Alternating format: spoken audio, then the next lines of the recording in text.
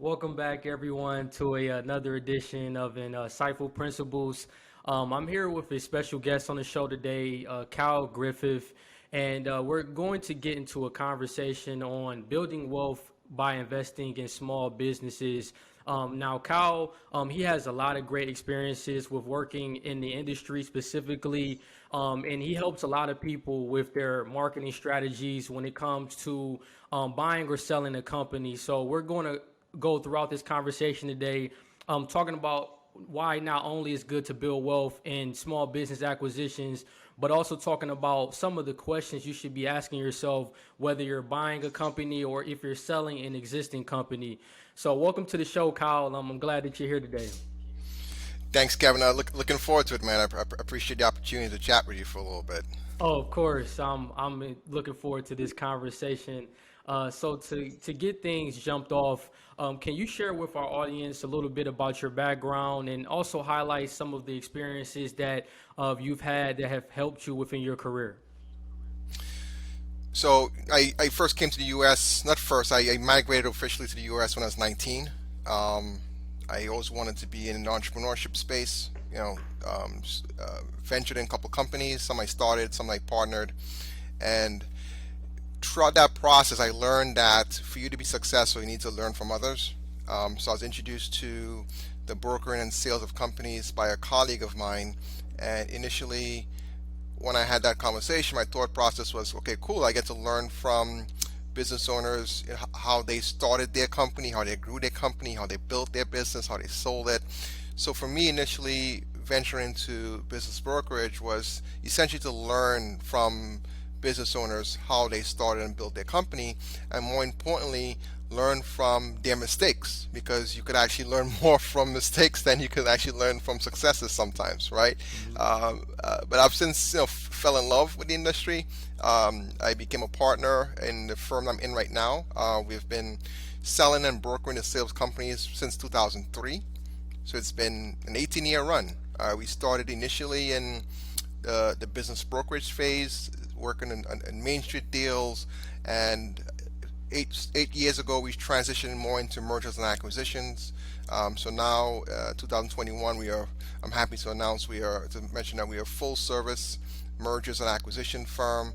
Our clients are in the lower mid market phase, so we bring a investment banking approach to the lower mid market sector.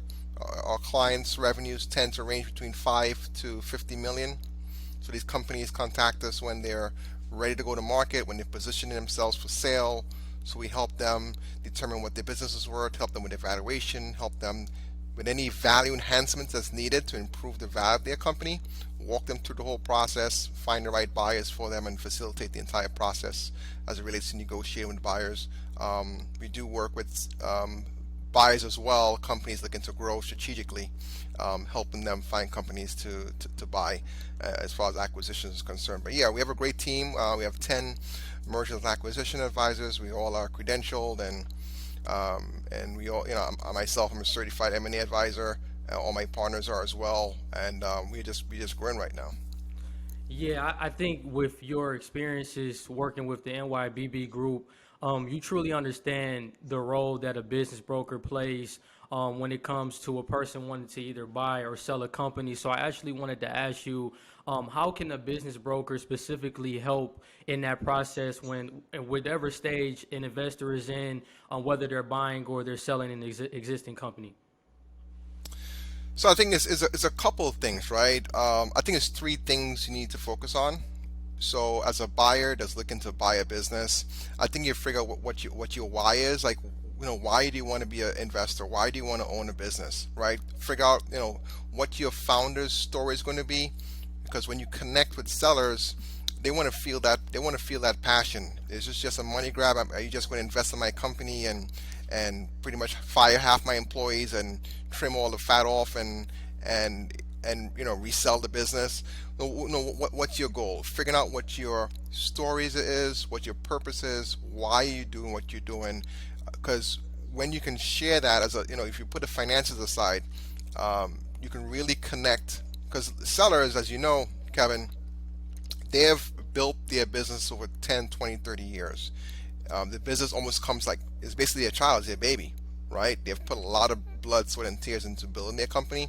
They want to make sure whoever's buying the company has some um, similar aspirations as far as them when they first started. So buyers need to understand like why they're doing that. They want to be able to share that story. A lot of buyers ask me, why is the seller selling this company? You need to know, why are you buying the company, right? Hmm. So that's a why story. The second part of it, what's your plan? What's your game plan? Do you have a business plan? What's going to be your process? Um, how much return you looking to make in your investment?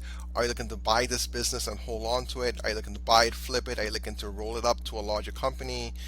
Is this for a legacy play for your family? If your family is going to be involved in the business, you have to figure out what your plan is from a financial perspective, as well as minimize any risk that's involved in the deal. The third part that I always advise buyers is, who is on your team, right? You definitely, if you're not a numbers person, if you're not analytical, you need to find someone on your team that can help you crunch numbers in these deals.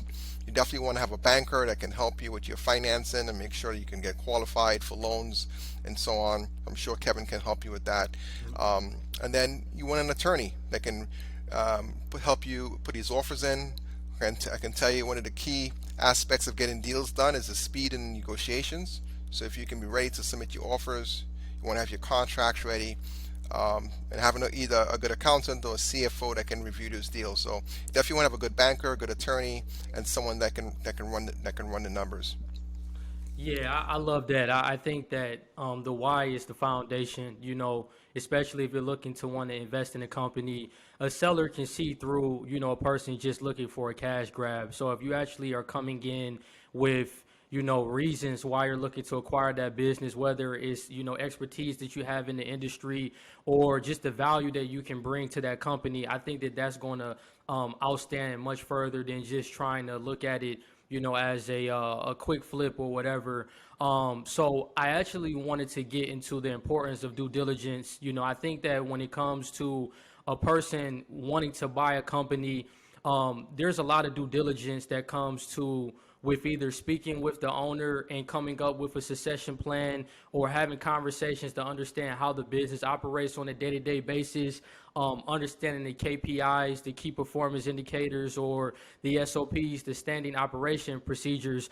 Can you talk about, based on your experiences, how important due diligence is, even just from the seller's perspective when they're trying to scan, different potential buyers? How important is that process in the whole small business acquisition world? Due diligence is key, Kevin. I tell you, that's where everything starts. Actually, right before our session today, I actually just got off a presentation, and that's actually the same thing I was talking about, due diligence. So I have a lot of reports on it. I'd be happy to share with your audience, Yeah. and I could give my contact information on it. But one of the reports that we last did with the IBBA is that for businesses up to $2 million in enterprise value, the top two due diligence factors that buyers key in on is the employees first and the financials. Those are the top 2 points. Larger companies is flipped a little bit, is financials, then key personnel. So let's talk about that, right? So you're buying a business, you're not buying a hobby. You need to know exactly what the business makes, right? You want to see what the trends are in profits. You want to slice and dice their financials up and down. You want to benchmark that company. So if you're buying a HVAC company, you want to see what other HVAC companies are doing in the industry and benchmark that company and compare it to those others. So if the labor cost for your company, let's say you're comparing two companies and they both have same profits, I'm sorry, same revenues, um, but the profits are off. You need to figure out, okay, why is one business performing more than the other? Um, does that make that business more valuable? Maybe, maybe not. It just depends on each business unique scenario. But you want to benchmark the labor cost, benchmark the rents, insurance, cost of goods, and so on, just to make sure you're not buying a lemon. In some cases, a lemon can be good because if you have a lot of experience in the space, those flags can turn into gold mines for sophisticated buyers. If you have the expertise, And like I mentioned before, having good people in your team, you may have a business that's underperforming. You can buy that business at a lower price point and turn that business around. Um, Talking about the employees and key personnel, I can't tell you how important it is to zone in on that. Right now, there is a lot of software tools available where you can actually evaluate the talent of a company without they even know they're being evaluated, right? Mm. There's anonymous surveys that the owner can send out, and most companies should be doing evaluations of their talent anyways. So if I'm speaking with a seller and they're about to put the business on the market, my conversation is primarily with the seller, right? We don't need the seller primarily doesn't want anyone else to know the business is for sale, right? So there's no conversations with the key employees, customers, vendors, none of that. But how do you? So let's say the seller's engaged, it's a great opportunity, but how do you know how engaged the staff is? Are they happy working there? Are they disgruntled? What's going on? You don't know that, and as a buyer, you don't know that. So you want to be able to evaluate that talent. And I talked before about benchmarking. Are there employees there that are paid more than they should be paid? Are they family members that are part of the company? So you need to evaluate each and every aspect of that.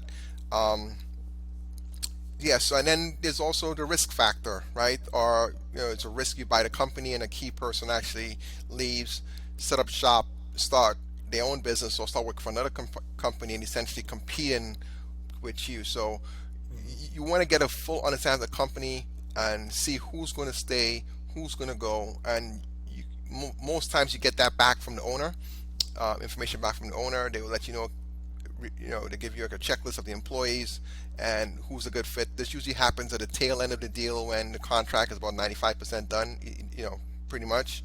But I can't stress it enough. The due diligence on employees is a key aspect, and it can be a deal killer because the owner is leaving. He or she is retiring, he's gone. You're going to be working with these employees, so you need to make sure if they're a good match for you and a great match for that company after the close and sale of the business.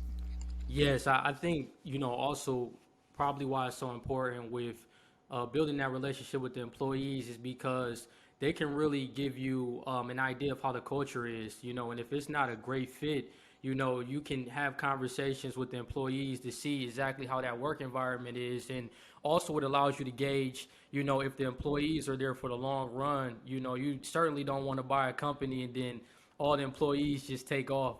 So that's probably why business owners never really want to disclose that their business is actually being for sale, because that could scare off, the employees. So I think that the employees is an important foundation. Now, I also wanted to ask, like, what are some valuation strategies that you have used, when working with buyers when they're trying to measure the value of the companies that they're wanting to invest in? I would love to hear either some software. I know you mentioned that there's some software companies that don't even the buyer doesn't even know that their company is being evaluated. So can you kind of discuss that as well? Like, what are some good valuation strategies that you've used when working with buyers? Yeah, so as a buyer, you want to know, fully understand the company from the top down. So as I mentioned, your team, we want to have a good analyst on your team or an access to software. Some buyers are pretty astute and they can actually run their own numbers, but there's a lot of software available. I don't want to send any plugs. Yeah, If you want to reach out to me directly, I can give you some names of them. But yeah, essentially, there are some softwares that can identify some key flags mhm, in the company. So I can tell you right now what some of the main value drivers are, and I'm sure some of you may be aware of.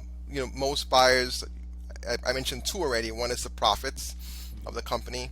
The other one is the employees, human capital, right? So we talked about those two. Um, Another one, which is very important, which a lot of buyers ask about, is what percentage of the revenue comes from recurring revenue, right? Almost everything these days is a subscription model. Microsoft, QuickBooks, I mean, mhm. almost everything is subscription based, right? If you can predict what your income is going to be for the next month, it just makes your business more valuable. As a buyer, it makes you more confident that, hey, they have X amount of customers on subscription on a recurring revenue model. you can actually have some more confidence that once you buy the business, that's going to continue. Hmm. Also, contracts as well, right? That's another key driver. So apart from the recurring revenue model, do you have long-term contracts with any of your customers, clients? Um, another value driver is um, another revenue driver is the breakdown of the customer profile, right? So you don't want too much of you don't want to have more than 10% of revenues that come from any one customer. So you're talking here about customer concentration. So if you're buying a company and they're generating majority of their revenue from one big customer that brings in 80% of their revenue, that's an issue. Hmm. Now, if that customer leaves, the revenue pretty much drops down to 20% previously when they had the customer.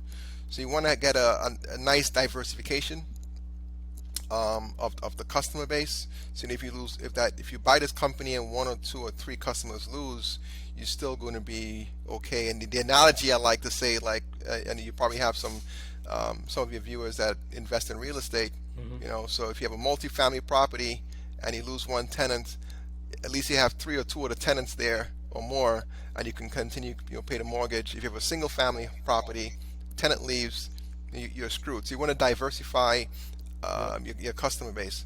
Um, another major issue right now since the pandemic is the supply chain, supply of Hmm. steel, lumber. If you notice, prices of everything is going up. Paper towels.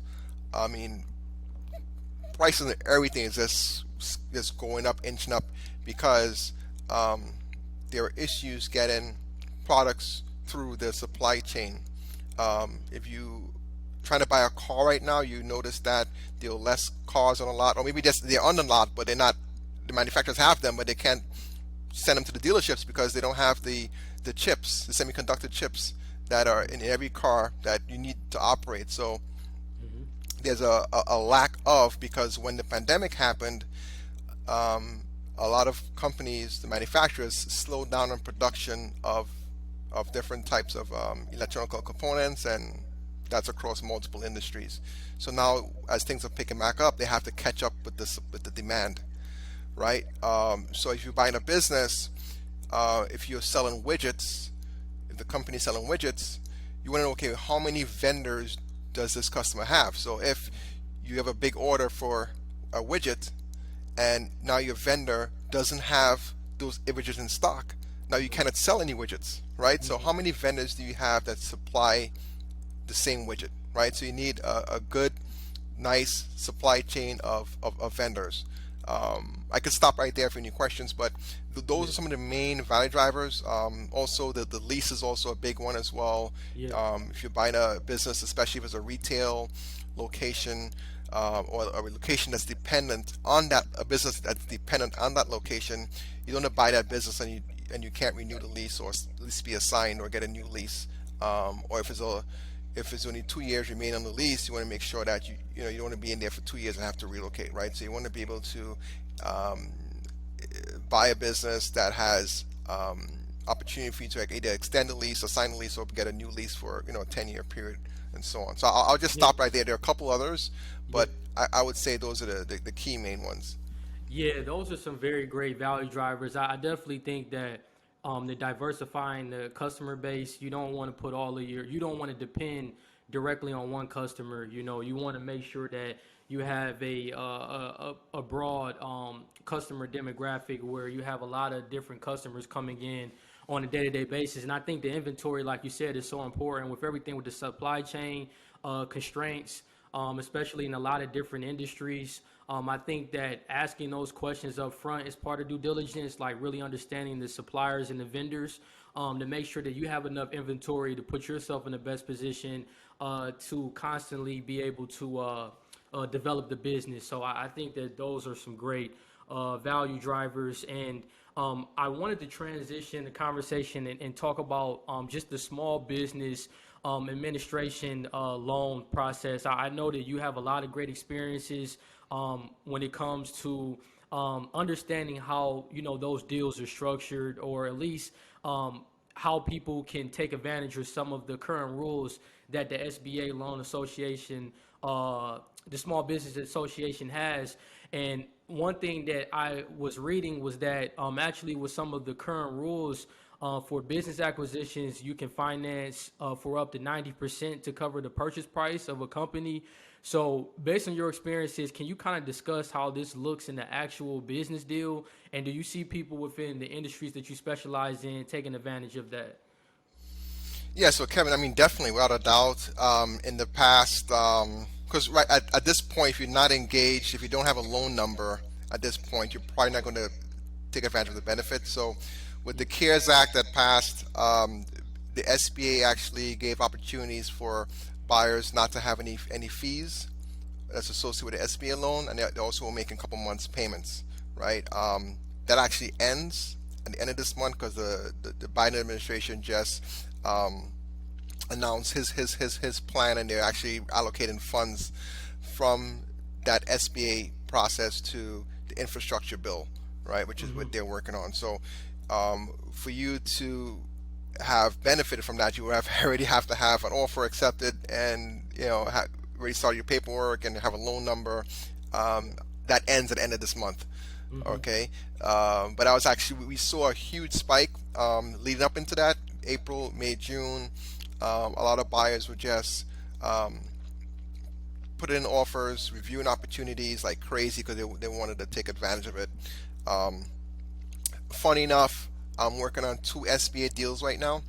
Um, One of the SBA deals kind of goes back to due diligence. He actually wanted to get this done prior to the cutoff date, but he wanted to make sure that he's mitigated as much risk as possible. So it goes back to the whole due diligence. He put more value in the due diligence as opposed to rushing the deal and getting it done before the cutoff. So he's okay with paying extra fees. He just wants to make sure that the business is as represented. He wants to get a full understanding of the company. So this deal is actually, we may end up closing this deal in the next 2 months or so. It's for a distribution business. I'm working on another SBA deal, which is much further on the process. We're actually planning on closing in the next 2 weeks. That's for a distribution company, and they're actually going to be able to take advantage of the program. So what you talked about as far as the loan to value, so yeah, so SBA is a great opportunity for for buyers looking to buy a business. You tend to get lower interest rates and better terms. Um, in some cases, if the business, so what usually has to happen is that the business has to generate enough cash flow to cover the debt service of the loan, right? So in some cases where the business is operating phenomenally well, there's a lot of cash there, right?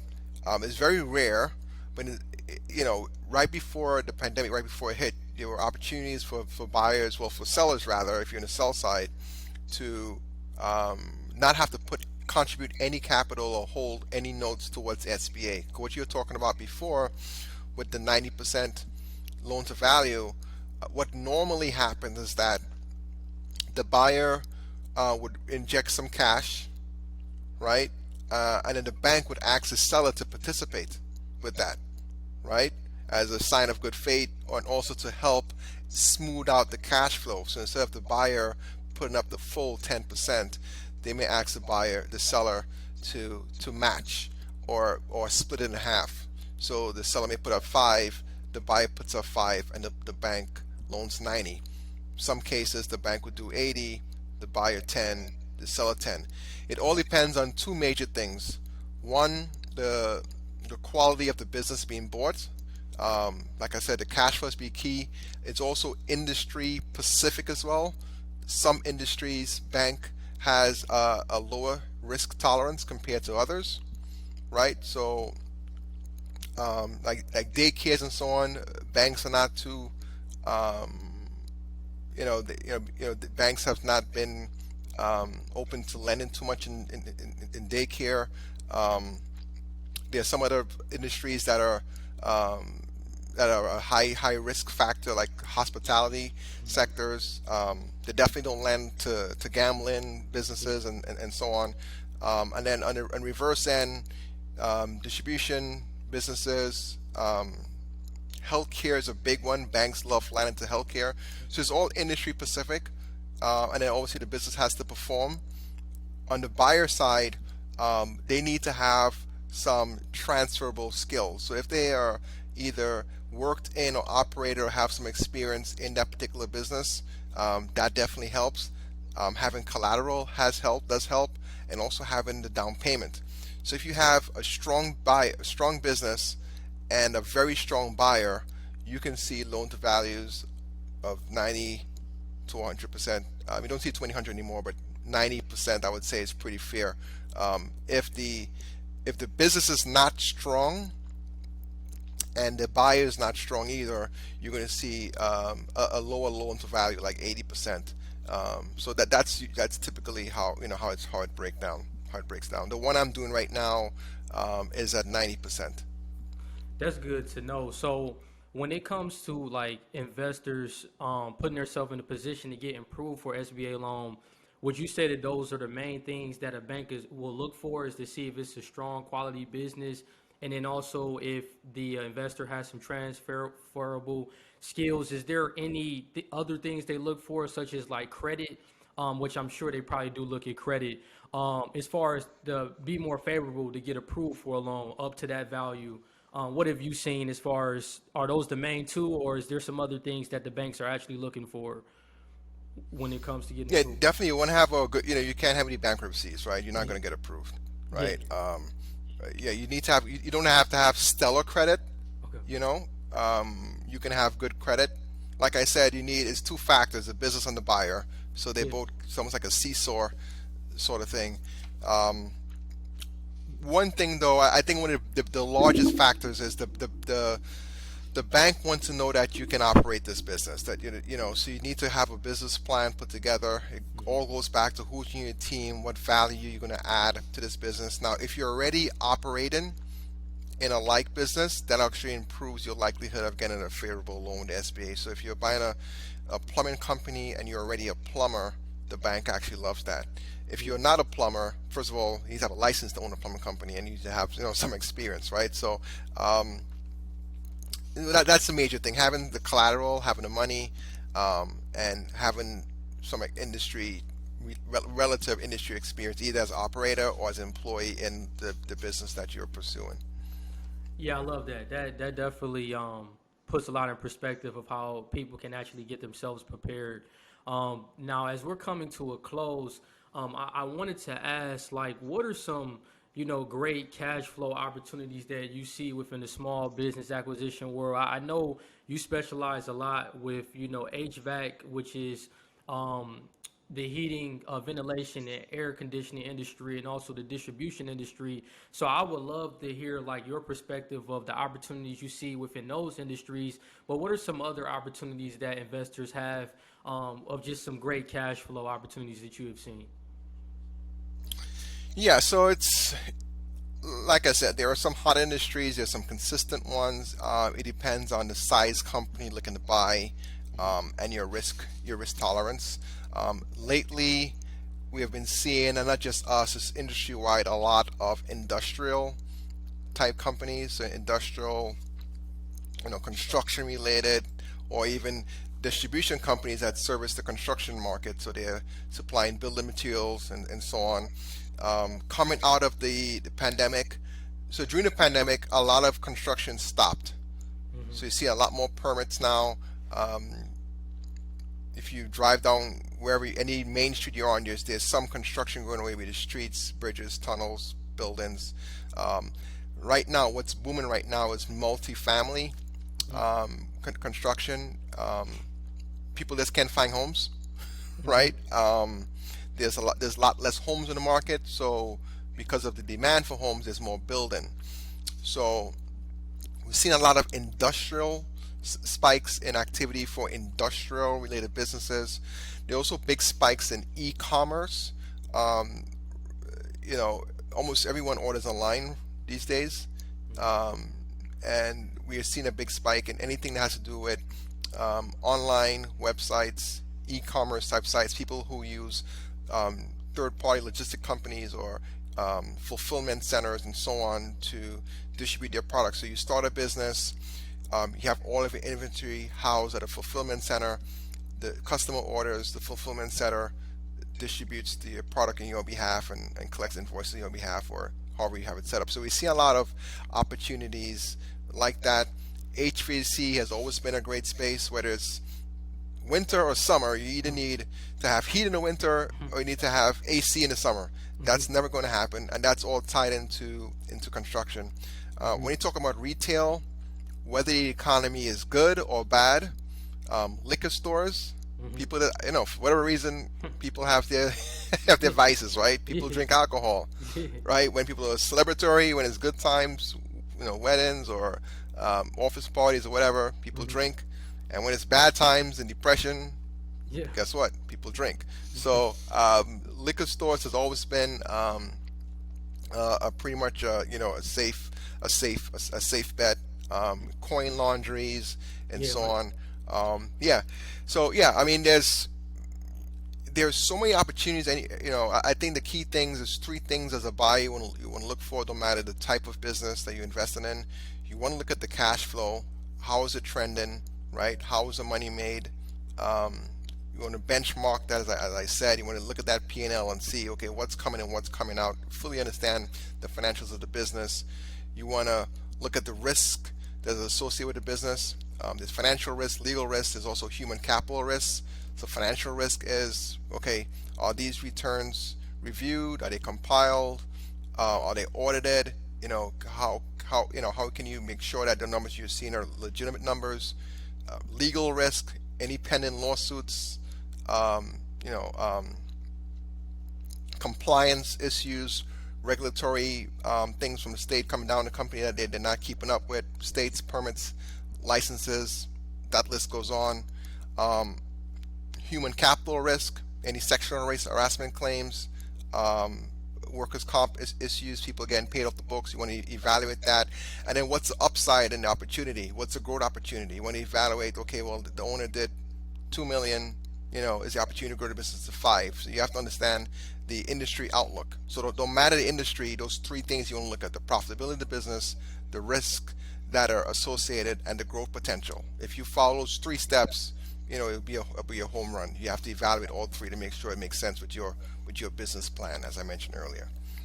Yeah, I love that. I think that that's some great steps that people can take to kind of when they're evaluating a company that they want to invest in. I guess just the final question that I want to ask is like, what's the best way for someone to get started, as far as should they reach out to a business broker first to identify some of the opportunities in the market, or is it better for someone to kind of use like these different websites like Biz Buy Sell, or any type of broker associations that may be in the state, to really identify what opportunities are available? What would you say is that very first step for someone to get started?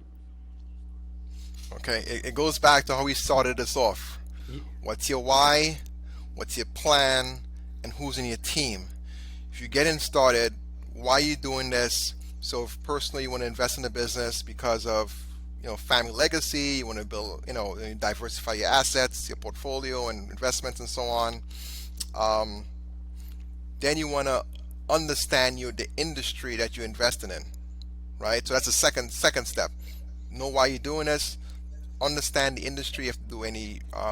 There's a lot of reports that you actually, if you was to, I'll give you my contact information after. I'm happy to send some reports. But there, like Yeah. Ibis World has some great reports.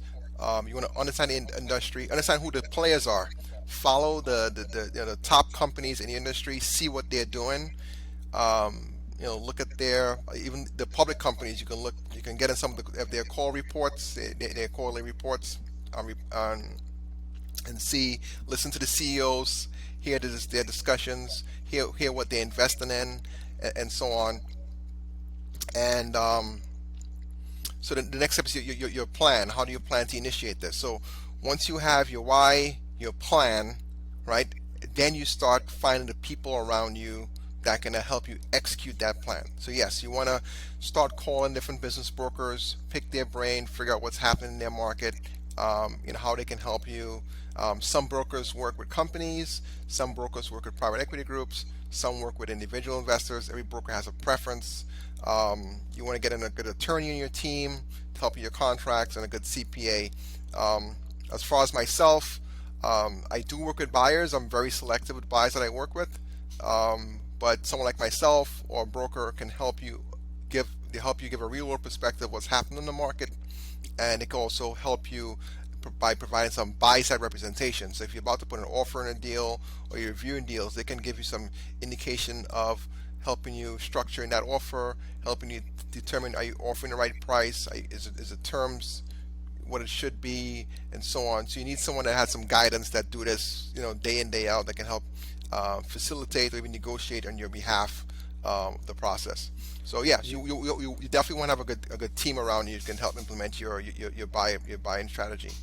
Yeah, I definitely I love that. What's your why, what's your plan, and who's on your team, because that puts you in a position where you have that foundation with the why, and then you have a succession plan. You actually understand the industry, and the value that you can bring to the company, and then the team is so important because you need those attorneys around you. You need the business brokers. You need a great accountant.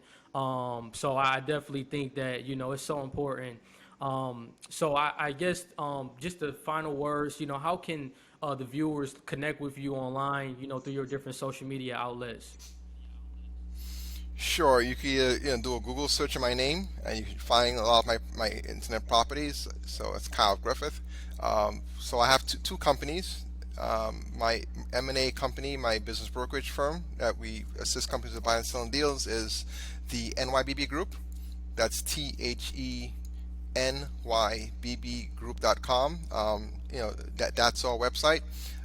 If you need help with putting a team together, I have another company called M&A Network. That's spelled EMINAE Network.com. I have 42 member partners that make up that company, that all consist of CPAs, attorneys, financial planners, folks can help you, get where you want to get to as far as putting a deal together. So yeah, if you want to reach out, those are my two main companies. Or on LinkedIn, you can find me on LinkedIn as well, Kyle Griffith. Yeah, now Kyle, I'll definitely put all of your information in the show notes so everyone you can connect with him and learn more about what he's doing in this space. And also, if you can send me those reports, I would love to put that in the show notes, so I can be able to share that with the audience so they can actually do some industry outlook research. I think that would be beneficial for the audience. So, well, I did want to tell you, Kyle, thank you so much for coming on the show today. It was a pleasure, and I hope you enjoy the rest of your day. Thanks, Kevin. It was a pleasure. I appreciate the opportunity. Thank you to you and to your listeners. Well, have a great day. Oh, of course. All right, take care, everyone.